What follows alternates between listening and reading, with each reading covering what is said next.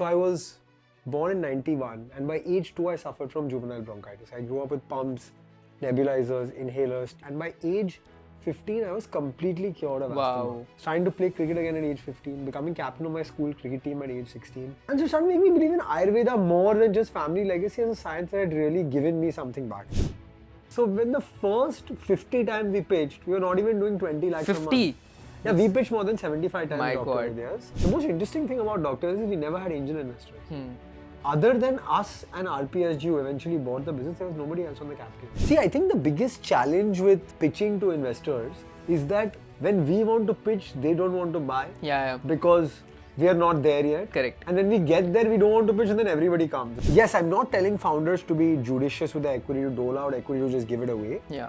But sometimes if there is value, you'd rather have a smaller share of a bigger pie than a bigger share of no pie. Yeah. Obviously, you started V3 and you raised $100 million for your first fund, right? Like, that's insane. The LinkedIn post that I put on the Dilfood Shark Tank pitch and why I invested in the company got 500,000 views. Amazing. That is 1/4 of the YouTube video of a Shark Tank pitch. Yeah. Right? One Indian startup you wish you were an angel investor in?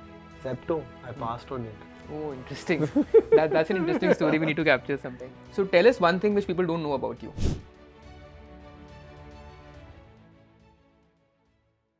Building the next big consumer business from India, then today's episode is super relevant for you. Today's guest is someone who's seen both sides. As a founder, Arjun founded Dr. Vaidya's, scaled it to one of the fastest growing Ayurveda D2C brands in the country and sold it for a whopping 100 crore net cash. As an investor, Arjun founded V3 Ventures and raised over $100 million to invest in some of the best consumer brands in the country. In today's episode, we'll talk about how founders from Bharat can build large generational consumer brands. What do investors look at while funding young founders and young consumer brands? Like how can founders think about product, pricing, brand, distribution, marketing, content, and so much more. Arjun, super excited to have you as part of the Founder Academy. Very excited to learn from you and just host you as part of the show. No, I think this one has been a long time coming. We discussed it like 3-4 months back. So yeah. I'm so excited I made it down to Delhi to record this with you. Thank you so much. We're honored that you could take some time out from a busy schedule. So Arjun, would love to begin by knowing a little bit about your personal journey. Right? Like Sam Altman has this very famous quote where he says that a person is inspired by the first 18 years of their life more rather than the last 7 years, right? So what was childhood like for you? What were some of your inspirations while growing up? Yeah, look, I think I completely resonate with that statement because my early years actually defined the person I became, but also eventually the business I built as well. So I was born in 91 and by age 2 I suffered from juvenile bronchitis. I grew up with pumps, nebulizers, inhalers, steroids. I was the only kid who couldn't play cricket and football with my friends growing up because there's too much dust on the cricket field. I come from Bombay, so we don't have so much grass. I played golf and squash actually growing up. I couldn't have Coke, Limca, Fanta, Sprite at birthday parties. I couldn't have ice cream. And so in all of these things, I started feeling like there is something that I am not getting in my childhood that other people are getting. Right? Whether it was being able to play the sports I wanted to play, to have the foods I wanted to have.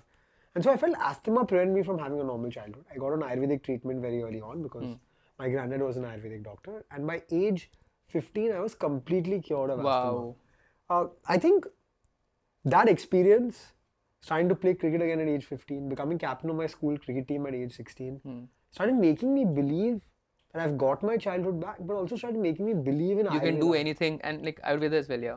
And so started making me believe in Ayurveda more than just family legacy as a science that had really given me something back, right? So I spent a lot of time with my dada. I transcribed our family formations from scriptures to computer. Wow. And I started, the seed of thought that I want to do something with this legacy was sort of laid there. I went to college at age 17 and a half, so just before I turned 18. And I saw something quite unique while I was at college. I saw in the US, yoga being repackaged. Yoga mats, yoga gyms, yoga apparel, Lululemon. Multi-billion-dollar industry in the US. Yeah. And Lululemon is a $40 billion company. Yeah. And the most interesting thing for me at that time was that when I started college, my Dutch friend was teaching me yoga. Wow. And I called my granddad from campus and I said, it's amazing that yoga is global, but it's not so amazing that Indian companies have not taken yoga to the world. Yeah. And so I said, we can't let the same happen with Ayurveda. And that sort of entire experience of getting cured of asthma, going to college, seeing yoga being repackaged was the seed sown for the creation of Dr. Vaidya's eventually. Amazing. I think I've spoken to so many founders at this show, and one of the things they've said is that what inspired them to build a large brand is a personal experience, is a Correct. personal journey. And I think that was true And in your Karan, case you have as met well. so many brand founders, right? You have spent time with so many D2C founders as well. I think in all of this, you have to have a very deep sense of purpose when you're building a consumer brand. Yeah. Because you will have ups and downs, you will have lots of competition, you will have issues in the business. Yeah. And in any startup, I think, Yeah. you can only fight through the tough times with true grit and resilience. Correct. And that's something that every time I was facing a issue at work, every time I was feeling like, okay, this is not possible, I would just look to my right. My great-grandfather and grandfather's chair was lying there. Nobody was sitting on it. And I would say, okay, I'm building for this. Yeah. I'm going to take this forward. Yeah, it's a family legacy. Our family name is in the company. Yeah. My dada is not here anymore. He would have been happy to see this go forward, and that's what I have to build for. Yeah. Amazing. And like beyond, obviously, like you saw there was a huge market opportunity, right? Like with in yoga, Ayurveda being repackaged to the world, right? And then essentially, obviously, there was this personal journey as well, right? But did you, like, when you were starting at Dr. Vaidya's, like, did you look at anything else as well? What was your vision? Did you look at the math as well behind it? Like, how big a market could it be? Like, did you look at those kind of things as well, or was it first like a personal journey? Like, you decided, I want to build this. This is a massive opportunity, and we'll figure out things as we go. So my wife is thinking of starting up again, and I keep joking with her that today when we look at starting a business, or when she's looking at starting a business, she's talking about TAM, how big can it get, why there is a gap in the market, what the white space is. I think at 24 and a half, 25 years old, I didn't think of any of this. I just said, hey, Ayurveda has a massive market opportunity. I have a right to win here with these formulations. I'm just going to do it, right? And I think sometimes actually, while it's great to think the way we think as angel investors, as VCs, sort of think of all this theory behind our conversation, the reality is sometimes you have to take that leap of faith. Correct. And if you ask me today, at that time, if I place my mindset today at that time, maybe I wouldn't have taken this decision. Maybe I would have thought, hey, Dabur, Imami, Patanjali, Baidyanath, all of these brands are there. And there's more. I'm a 25-year-old kid with no experience in FMCG. I've never done a business before. Correct. Ayurveda is a really hard market. I wouldn't have maybe taken the call. And I remember speaking to Viraj of Viba, and he's said this on my podcast as well ages back. He said he sold his house to start, to fund the factory to set up Viba. And he said, today I would never make that mistake. Or made that decision. But at that time, the exuberance of youth or the fact that, hey, this is all I can do, right? Correct. Some of those decisions actually help. And so I keep joking with Trisha that sometimes overthinking is the worst thing you can do. Correct. No, completely agree. And I think one very interesting point that you mentioned as well, like right to win in that category, right? So, for example, I've hosted so many founders, and one thing that they commonly talk about is leverage. Like, what is 2 or 3 things that can actually enable you to beat anybody else in that category, right?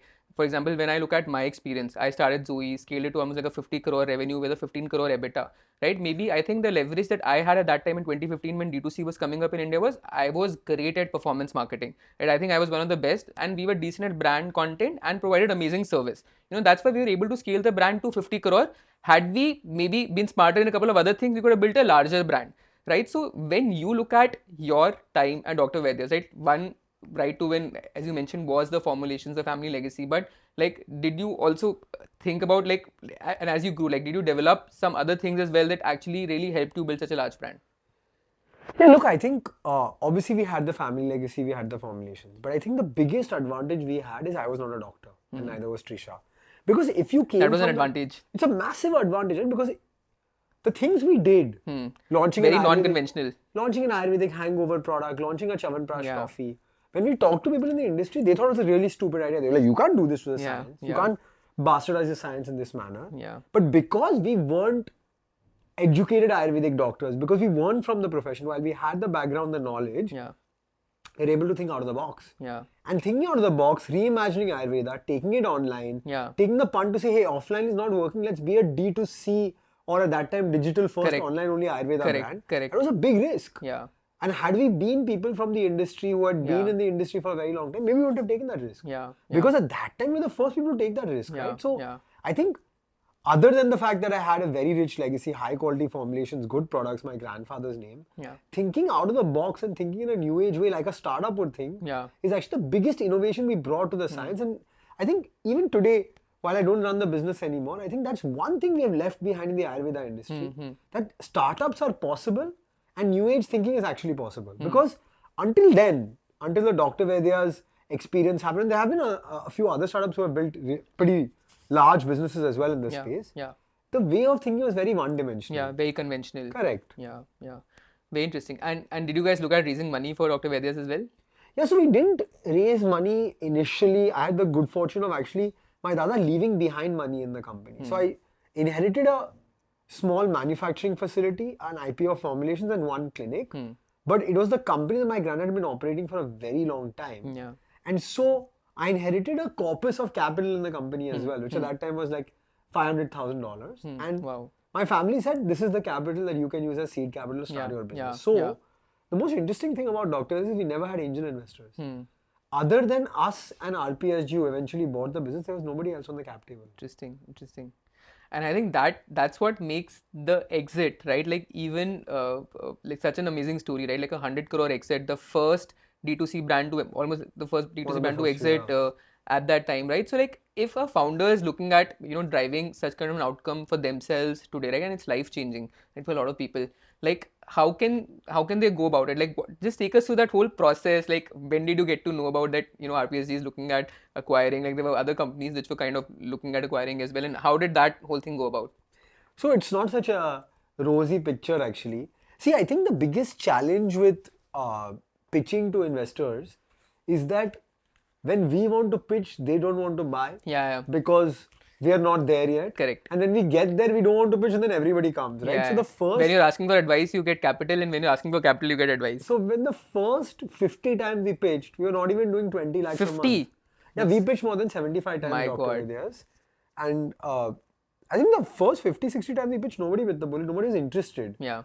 But I don't blame them for not being interested. There are some founders who say, I pitched to so many investors, I don't like investors, they did this, they did that. But like, actually the business was not there yet, it was not ready yet, right? So we hadn't hit PMF, product market fit, we were doing 15 lakhs, 20 lakhs a month. And then by the time we got to 50 lakhs a month, and 50 lakhs a month in 2018 was, 2019 was really reasonable sales, Correct. It would be equivalent to 2-3 crore a month. 2 crore right now. Yeah, today, 2 crore right now. So when we hit that, then everybody was interested and everybody wanted to invest. So the story with the RPSG is actually quite interesting. I met a guy called Sohail Sameer who eventually moved on to Bharat Pay. And in 2018, when we were doing 6-8 lakhs a month, he was interested to invest in our business. We went down to Calcutta, we met him, we met Mr. Goenka, and at that time, unfortunately, I think we were not ready for the kind of deal they were offering. And so I actually said, I'll come back to you when I'm ready. But for now, I don't think our business can take so much capital. We'll give away like a large part of the business. And so 1 year later, when we were actually ready, I went back to them. Fortunately, they hadn't bought any or invested in any Ayurveda company. So I got lucky like that. And that time the deal structure was palatable. And so they made a 15 crore investment in our company. But the one thing I will say is at that time, they made an investment in our company with the plan to acquire the entire business. Yes, the plan to acquire the entire business was over a 3, 4, maybe 5-year period. Got it. Eventually, they acquired the business in 18 months because we had COVID in between and our business grew massively in that time period of COVID. That's a category which got a lot of headwinds. It got a lot of tailwinds in COVID. Yeah. But I think when we signed the agreement itself, we knew that at some point we'll sell this business. Then we had COVID and we grew so fast that in December 20, when I didn't expect it actually, they made an offer to acquire the business. And it was something I wasn't considering. So it came as a little bit of a surprise to me. Then we actually, instead of rejoicing, were rationalizing whether we should take it or not. Yeah, it's the family name as well, right? Like it's a business the family which has name, it's the legacy. I knew I had to let go at some point, but wasn't ready to let go so fast. Yeah. Then at that time, Karan, we had grown very rapidly online. Yeah. But as a founder, if you are able to see your business and yourself in a mirror, you are able to accept that, hey, like this is the mirror. Yeah. There is resistance for growth online. Yeah. You're not able to grow Beyond a particular yeah. point. So the growth was offline. And Yeah. Dr. Vedas, we had failed offline when we started the business. Yeah. Yeah. And so Trisha and I weren't the right people to build offline. And so that was, Yeah. I mean, it sounds very mature, but Yeah. that was the thought process. We said, look, this business has done well online. We can scale it further online. Yeah. The growth from here will not be massive. And so from here, if we want to Yeah. scale, we have to go offline. And maybe Yeah. somebody else is the right custodian for the business. Yeah, yeah. Arjun, we were in a very similar situation at Zui in 2018. We were doing about 2 crore a month, right? Like really scaling very well online. We had some of the top investors. Like we had pitched to a lot of investors. Everybody said no initially. Now everybody was coming back, we'll invest. And I had taken a 20 lakh loan to start Zui, right? Like which was a big amount for me that time. So I thought कि नहीं, I'll control all the equity in the business. मैंने इतना बड़ा business बना लिया, मैं आगे भी कर सकता हूँ. I can figure out offline and all. And eventually we were not able to scale the business to levels that we wanted, right? So I think maybe like there's a learning there as well, like figure out what you're good at, but like if you feel that there's better partners who can help you scale it beyond a particular point of time, leverage that as well. Yeah, see, 100% of zero is zero. Yeah. Right? Yeah. And 10% of a big 1,000 exit. is 100. Correct. So correct. I think, yes, I'm not telling founders to be judicious with the equity, to dole out equity, to just give it away. Yeah. But sometimes if there is value, you'd rather have a smaller share of a bigger pie than a bigger share of no pie. Yeah, yeah. And that's how I think about it, honestly. Yeah, got it.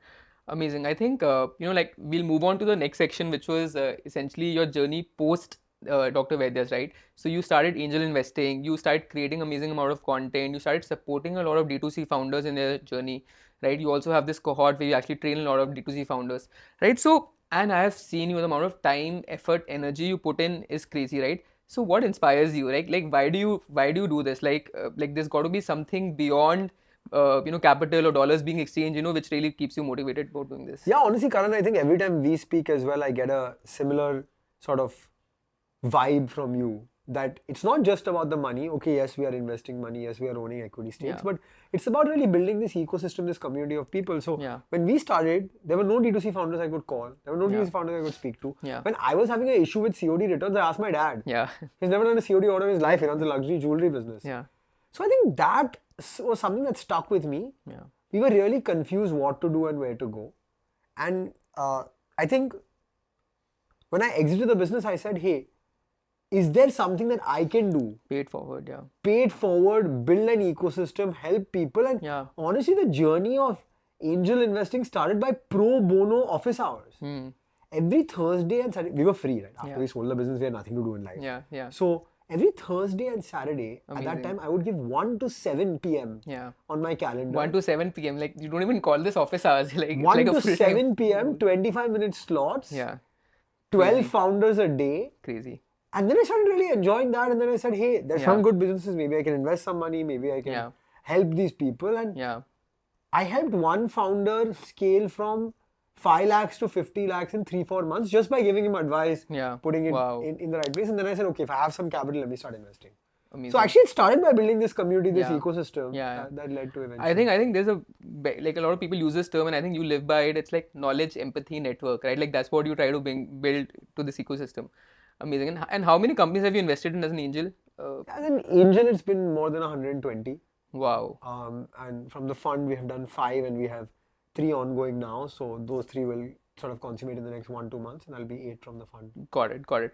And like in your 120 investments as an angel, right? Like if you were to give me examples of 3 companies which have done really well, maybe like you can take a 1 minute example of each and, tell me why did you invest in that company? Why has that company really succeeded? And, what are they building, right? So would be very interesting for a lot of our audience. Yeah, so I'll give you 3 examples, although I've invested in some amazing companies. And so 3 doesn't do justice Yeah, to all yeah. of the companies I've invested in and the founders I've backed.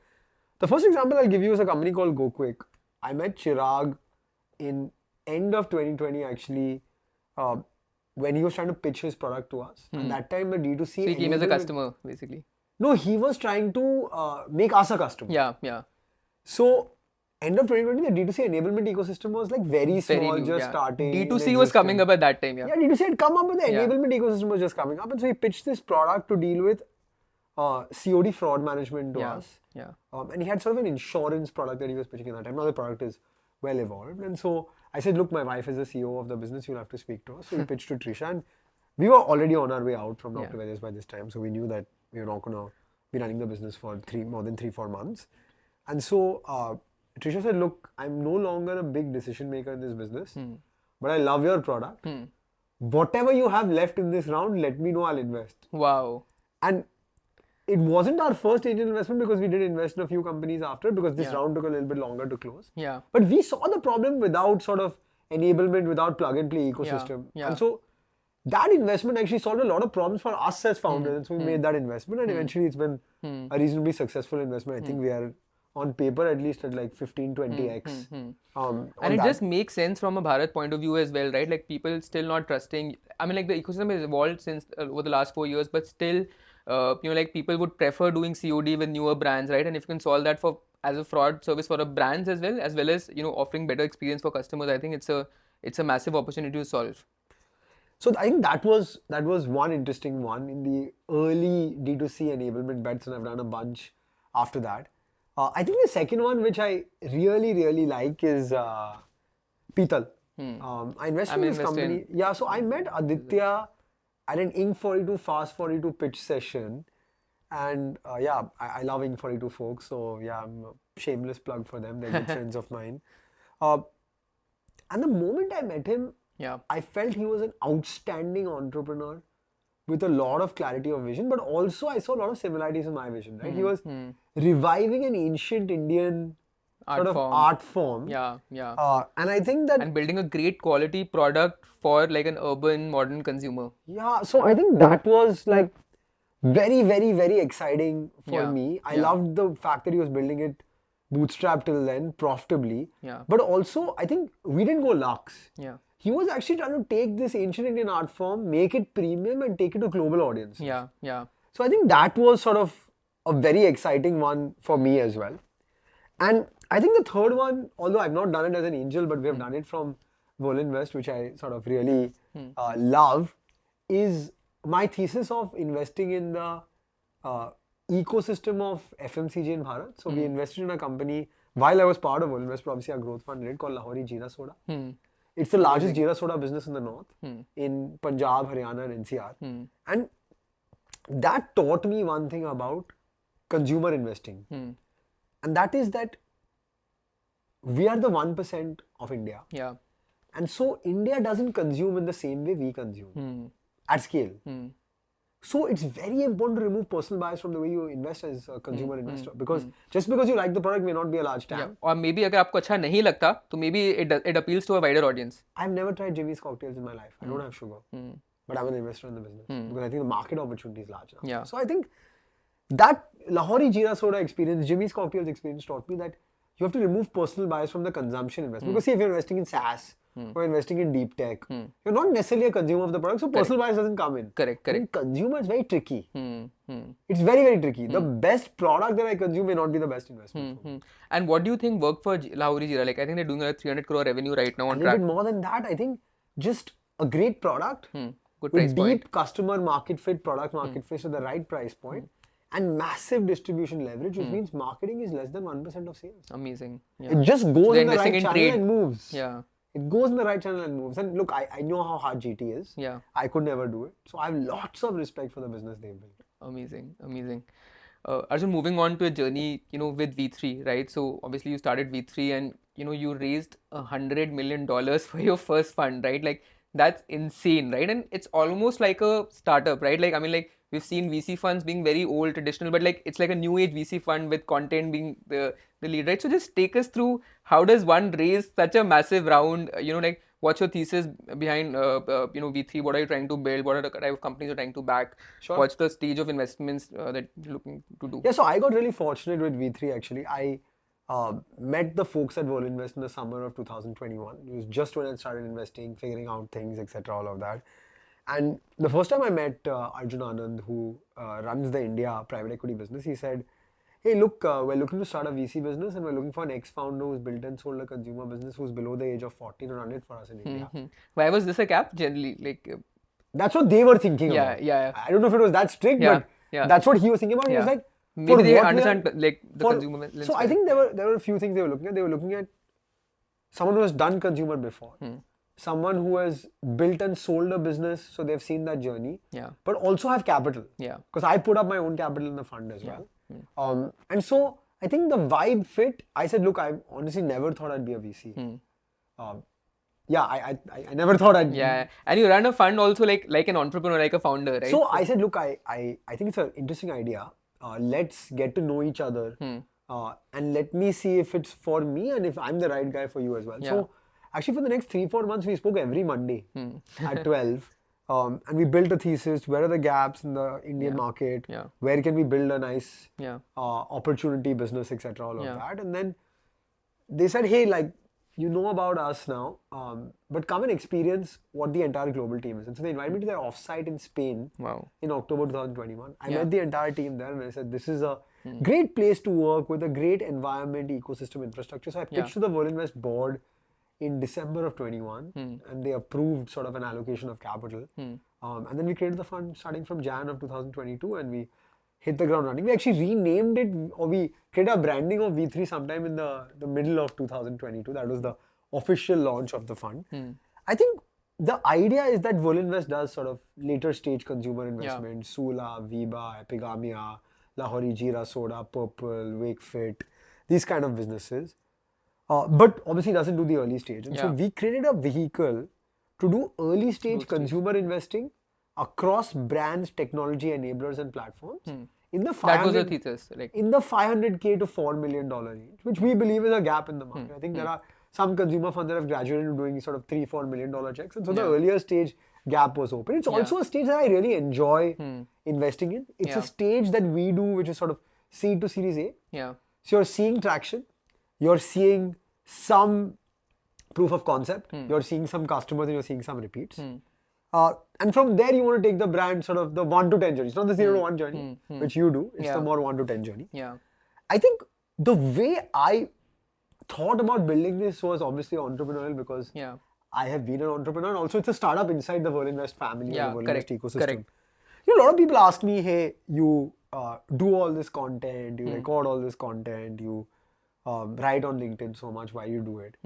I started thinking to myself, if we reimagined the VC business, Absolutely. if it was to be started in 2023 and it never existed before, you would not go to Economic Times and put an article there. You would not go to Liveman and put an article there. A LinkedIn post that I do, the LinkedIn post that I put on the Dilfood Shark Tank pitch and why I invested in the company got 500,000 views. Amazing. That is 1/4 of the YouTube video of a Shark Tank pitch. Yeah. Right? Now, no publication can give me 500,000 eyeballs. Yeah. In today's day and age in the business space. Yeah, correct. If I'm talking about Bollywood gossip, yes, I'll get 500,000 eyeballs. Yeah. So, why do I do this? I do Top this of the because funnel. it's exactly. Yeah. And I am a business in some way. I need to have my own marketing strategy. Yeah. Also, I feel like the more and more I do this and the more and more I share, like I shared my thesis on coffee, I shared my thesis on sneakers, I shared my thesis on travel. Companies come to me and say, hey, we saw you write about this. We saw you share this. We want to talk to you about what we're building. Yeah. And I have no harm in sharing it publicly. Yeah. Because if you see something that I write and you say, hey, Arjun, I've already invested in the sneakers business, you should have a look at it. Yeah. Or, hey, I think this price point of coffee makes sense. Or I don't agree with this price point. Yeah. And we actually are public about what you're looking for, what you're building, what entrepreneurs can expect for you. And I think people have appreciated that because it's a new way to approach it. I don't think as many people have started doing that yet. Yeah. No, I think kudos to you. Like, you've been the front runners in this. You know, you've actually inspired a generation of founders to actually start looking at content as top of the funnel to acquire for their businesses, for funds, right? You know, so really amazing. I think you've been the... I'll tell you, Karan, because you obviously have you work in the content ecosystem in some shape or form. LinkedIn comes naturally to us as founders. Yeah. And I've been writing on LinkedIn for 2.5-3 years now, and it's easy for us as founders, right? Correct. And my LinkedIn does reasonably well. But one of my creative friends actually told me, I'll step back. I should send my LinkedIn post to my family as well, saying, hey, you should read about what I wrote about this industry, this market, what we did at work. They like the post, but they maybe would not read it. No, they didn't have LinkedIn. A lot of the folks in my family, my mom didn't have LinkedIn, so I would have to screenshot the post and send it to her. Correct. If I wrote about my mom, I would have to screenshot the post and send it to her. So that's when they insight about Instagram. And then a lot of my creative friends also told me you should start creating content on Instagram. And so I said, okay, let me try this. And I learned how to do it slowly. And over the last 6 months, actually, I now create content on Instagram. How much have you grown on Instagram over the last 6 months? It was 15,000 when I started, Yeah. about 6-7 months back. It's 190,000 My followers God, now. crazy. But what I'll tell you, what really amazed me about Instagram, and when we talk about my investment in V3, I'll allude to this as well. I do one kind of content. It's niche. Yeah. It's specific to business, entrepreneurship, startups, VC, investing. Yeah. I didn't think there would be a massive audience for this on Instagram. Yeah. But there is. Yeah. And what that shows you is actually India wants to learn. Yeah. India wants to upskill. Yeah. No, I think you've opened a new category, right? There's so I think हम बोलते हैं कि business हमारे DNA में है, right? It's that even if you're not a founder, you want to learn stories about founders, you want to know about how they grew, right? You want to get inspired, and I think your content does all of that, right? And I think it's so relatable, right? The kind of stories you'll talk about Adidas and Indian cricket team, and you talk about very, very relatable content from a business point of view. So it makes the consumption also very, very easy. So I think really amazing, and I think the growth, we've seen a lot of large creators not having this growth. So again, kudos to you. So from a Whirlinvest point of view, what are some theses, you mentioned that D2C enablement platforms, consumer brands is something that you're looking at, right? So what are some top 3-4 categories that you guys are super excited by? Do you have a category thesis as well? Yeah, we have lots of category theses. I'll maybe share 2 or 3 of those with you, right? Yeah. I'm wearing sneakers, you're wearing sneakers. You're obviously wearing 10,000 rupees. A bulk of India can't afford those sneakers. Yeah. I'm wearing an Indian brand of sneakers that cost 1,300 rupees. It looks pretty similar to your sneakers. Now, when the youth sees Karan on Instagram and aspires to be Karan, they can't afford those shoes. The bulk of the mass of India. And so, can you create a mass premium offering that looks like an aspirational sneaker, but that's at the price point that makes mass consumption possible? That's one thesis we have in the footwear space. Similarly, in the coffee space, I think we wrote a thesis and we're yet to find an investment to do, although we've met a lot of companies. See, chai at Chaiwala is 15 bucks. Chai at Chai or Chai Point is 60-70 bucks. Chai at Starbucks, Blue Tokai, Subco Coffee, Third Wave is 250-300 rupees. Even north plus, of that, right? Sorry, coffee at these places. I said chai by accident. If a customer is graduating from a 60-70 rupee chai at Chai Point to coffee, the delta of 60 to 250-300 is too large. And so there is a massive opportunity to build a QSR business, a cafe business at the 100 to 150 rupee price point. And so we wrote that thesis on mass premium coffee QSR. Similarly, we both love sports. The numbers that Adidas, Skechers, Puma, Asics and Decathlon have clocked in FY23 is insane. Decathlon's 4,000 crore with just 100 stores. These 5 brands have done 10,000 CR in FY23, will do 12,000 CR approximately in FY24. Sports is not a small pastime for a few people, right? As India is becoming aspirational, as they are becoming more conscious of their fitness, as they have more disposable income, right? They want to spend on their health, they want to spend on their entertainment, they want to spend on their sports, right? And so Decathlon resonates with consumers because I've been playing squash for 20 years. I spent 12,000 rupees to buy a squash racket recently when I broke my squash racket. But a customer who's just starting to play squash will not spend 12,000 rupees on a squash racket. Also, Decathlon is try before you buy. That's I think that's one of the reasons that they've really cracked it. You can actually experience the products inside the store. And even if you don't want to experience it, you're not going to think 100 times before buying a 2,000 rupee squash racket. By the way, if you get good at the sport, you go ahead and buy the head or the prince or the Babolat. So, I think India needs a Indian version of Decathlon, and the answer is not Vector X, Divya, Lotto, and Yonex, Costco, Linux, which we grew up on. It's a brand that's aspirational, like Decathlon is. That we need to create homegrown. It's like, for example, and we have the manufacturing ecosystem as well. You look at Meerut, you look at Jalandhar. These are the places where you're manufacturing for the world, right? So I remember when I was maybe 10, 11 years old, I'd gone for a trip to London, and we went to this very luxe sports boutique called Lily White's at Piccadilly. It's now a budget discount sports boutique, but at that time they had wooden floors and AC on 4 floors and all of that stuff. And I remember my dad said, okay, you love cricket, I'm going to buy you a Grey Nichols cricket set.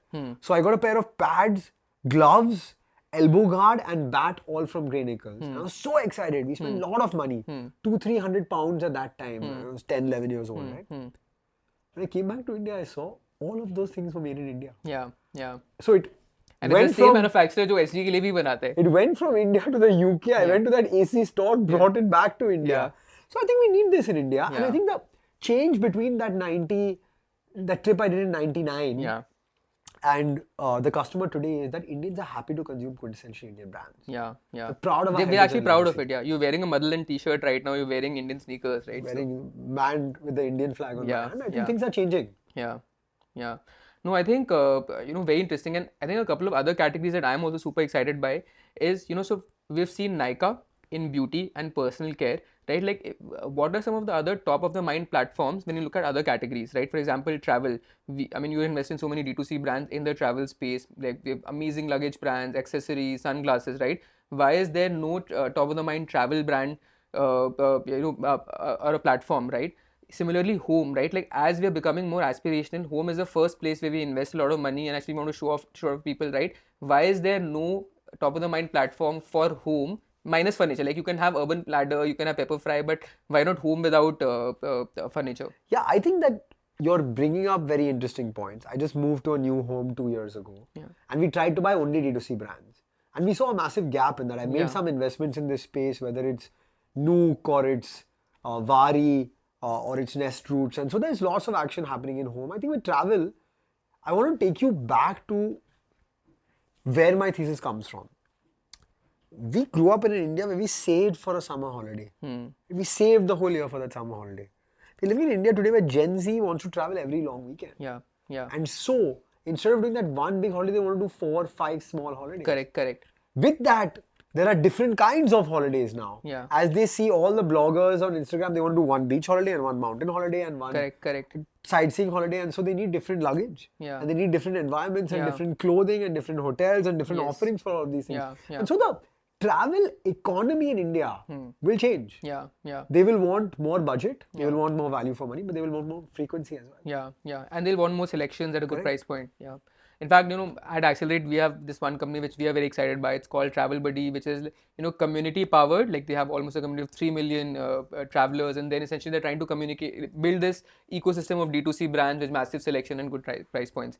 I don't know how this pans out, but generally, I think, again, a super exciting category as, Bharat becomes more aspirational and, as they have more disposable income to kind of spend on. So, Arjun, talk to us about, your top 2 investments at V3. I wouldn't say top 2 investments, or I'll say 2 I want to talk about because they're really unique. One is Cuckoo FM. It's the first deal I ever did. Obviously, the first deal is very as special. An angel or as From V3. It's the first deal I ever did from V3. We put a reasonable check, $3.2 million at that time, and we topped it up with another 1.25.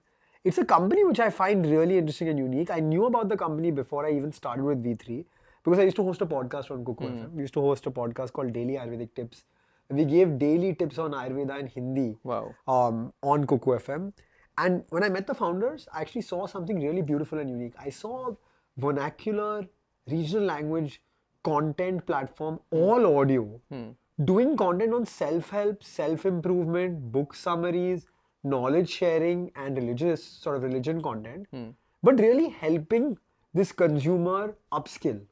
Learn more. The content people listen to on this platform in regional language is Rich Dad Poor Dad book summary, Psychology of Money book summary, derivative trading in Hindi. And I think that was a really beautiful message. That coupled with a subscriber base now at 3 million paid subscribers, which is more than JioSaavn and Ghana put together. Really built a very unique business which had deep impact, but also a deep sales performance. And I'm really excited about the way they take the company forward because other than money and other than revenue, it's really upskilling a large section of our country. Making an impact on a large amount of audience as well. And I think the second company that I wanted to talk about is a company that went pretty viral on Shark Tank called Dil Foods. It's a company that I met in October 2022. I met the founder. She told me about this model of cloud kitchens without capex, where she was tying up with offline restaurants to do the last mile fulfillment. And the first time I met her, I said, hey, this model has worked for us in Europe and we are investors in a company in Europe, but in India, how will you manage this quality, so much ops? It's impossible. And these are like a lot of mom and pop restaurants. These are right? dhabas, basically, right? Dhabas who have no offline or online presence. And she said, okay, what will make you believe this? I have 8 brands and I'm doing all of these things. I said, come back with 30 locations and we'll talk. 5 months later, she came back with 35 locations on a term sheet. We invested in the business. I think she's an operational expert. It's a really hard business operationally.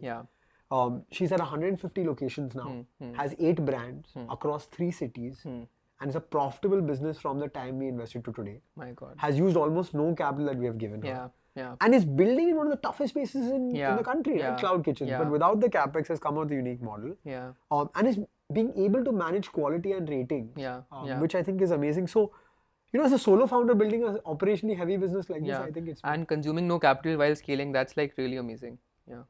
No, super. Arjun, I would also, love to talk to you about the whole founder fund relationship. Like you've been on both sides, right? And I was talking to a VC and he said, in my entire career, right, like no founder has ever come up to me and asked me, how are you feeling? Right. So like, and VCs are under a lot of pressure in terms of they've raised money from their investors and they have a fiduciary responsibility to return money at a certain rate. And sometimes when the term of the fund is coming to an end, you want to kind of drive an exit, right? So how have you managed that transition from being a founder, to now running a fund? Look, I think initially it was really hard because as a ex-founder, you like every founder that you meet. Yes. And that's our energy and aura, right? You fundamentally we want to believe positive about every business. And so saying no or saying I'm going to choose this one over that one is really hard. But I think I've learned that over the last 2.5 years that I've met so many businesses. I think the other thing is that, look, the VC business is hard. It's not easy. But don't get me wrong, you can never say any VC has a harder job than a founder. I think being a investor is slightly easier than a founder because you have something called a portfolio approach. If one doesn't work, 7 else can work. The right? founder is betting their life on the this. founder is betting their life and their entire livelihood and their entire earning on this company. Yeah. Having said that, I think what we're really seeing now is founders choose VCs, understand the vibe match, be more mindful about the kind of capital they raise. And so, as you talked about a very important part, a very important word in the earlier part of this conversation, which is empathy. Yeah. And so, I think building a relationship, the more qualitative aspect as well, really helps. I think having been a founder, there are some things I bring to the table which other VCs may not be able to bring to the table. Yeah. Which is been there, done that, asking the right questions, understanding operational metrics. Yeah. But I think as founders, sometimes we start second guessing things because we put our own experience into businesses. Yeah. There's an advantage and a disadvantage, but I absolutely love what I'm doing. I think it's the most intellectual stimulating job you can have because I get to meet 30 new startups a week, building just amazing disruptive business in India. I think that's just amazing fun. Amazing. And Arjun, just one question I would love to end this conversation with is, right, like, so when we talk about the whole Bharat story, like we say that we are at an inflection point. India's e-commerce industry is $80 billion today, going to about $300 billion in the next few years, right? E-commerce as a percentage of offline retail is still a very small percentage. China is 30%, US is 16%, or maybe it's the other way around. No, you're right. Yeah, China is 30%, US is 16%, right? So demographic advantage, displacement income, right? So if founders are looking to build today, right, like can you give, and you meet so many founders on a day-to-day basis, like can you give us a checklist on how can founders identify categories, how do they raise capital, do they focus on D2C, do they focus on offline, do they focus on quick commerce, like how do founders go about building a consumer brand today? I think forget the next level of conversation because that's a 1-hour discussion. When you're thinking about launching a product, you've got to ask yourself 3 questions. What is the problem? Is it a big enough problem? Is there really a problem outside my friend circle? Are genuine consumers having that problem? What is the solution? Do I have a serious solution that solves the problem that doesn't exist in the market, that I can differentiate, that I can actually cut through the clutter with? And the third and most important question that people forget to ask, they always ask question 1 and 2. What is my right to win? There are lots of problems in space. There are lots of problems that need to be solved in the drone ecosystem, but I'm not an aeronautical engineer. I'm not an aerospace engineer. Yeah. I could solve problems in Ayurveda because I have a right to win. Yeah. With these 2 things, you have to have a right to win as well. Yeah. Problem, solution, and right to win. Correct. So Arjun, we have this section where we want to know more about the person behind the brand, right? So I'm going to ask you a few rapid fire questions. Just answer them with the first thing that comes to your mind. So tell us one thing which people don't know about you. I run 3 times a week. No, that's public information. One thing which people don't know. I've never had coffee in my life. What are you saying? I've never ever had coffee in my life. You have this whole thesis of wanting to invest in a coffee business in India. But I told you, personal bias has to be removed from that. So I've never had coffee in my life. Interesting. Pitch V3 Ventures to us in 60 seconds. V3 Ventures is a founder-led, single LP-backed evergreen structure investing in the consumer brands of tomorrow, focused on consumer brands, platforms, enablers, and technology. Amazing. Your message to early stage founders from tier 2, tier 3 cities. Don't think your city of residence is a disadvantage, it's actually an advantage. Amazing. Your message to founders who have not been able to raise money. Pre-2010 or pre-2015, the entire Indian economy was built on people like you. Favorite Indian CEO and why? I think I love Aman. Aman Gupta of Boat. He's a good friend, but he's also like, he says it as it is, and he's very genuine about what he's good at, what he's not good at, and his opinion. So I really like that about him. Favorite Indian sports person? Sachin Tendulkar, I grew up watching him. I think many will come and go, and maybe someone will break his records as well. But the pressure that he played with and the amount of times he delivered, no one will ever do that. Yeah. One Indian startup you wish you were an angel investor in? Zepto. I passed on it. Oh, interesting. That's an interesting story we need to capture sometime. Top 3 anti-portfolio startups. Like you mentioned the Zepto, but like maybe two. Pilgrim, XYXX, Mokobara. Passed on all 3, unfortunately. Interesting. Favorite holiday destination? Used to be Maldives, but I'm never going to Maldives again. I think our house in Alibag, just outside of Bombay. Amazing. Favorite movie? Remember the Titans? It's a sports movie on American football and racism. I think really amazing story. Yeah. Favorite way to unwind?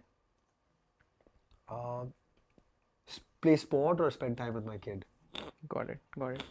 Thank you so much, Arjun, like for this really amazing chat. I can't let you go without, having like a feedback from you on ACLR8, right? We're trying to build a program which can really help founders build large companies, right? You're a visiting partner here. You also take a class with a cohort, helping them build large consumer brands.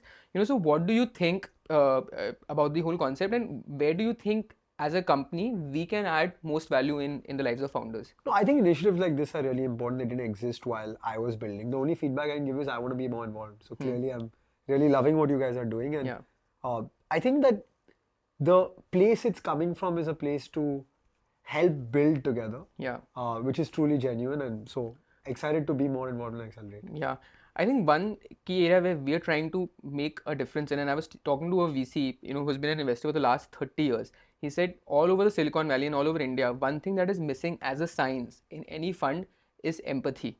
Right, so like if you can build beyond capital, beyond GTM, partnerships, route to market, if you can actually do empathy as a science for a lot of your founders, I think it will be go a big way. Yeah, and I think that people resonate with that. Yeah, you've been there, you felt it, you've seen it before. Yeah, and you know where that person is coming from when they are feeling the way they are. So I think it's a beautiful message to end the conversation. Yeah, amazing.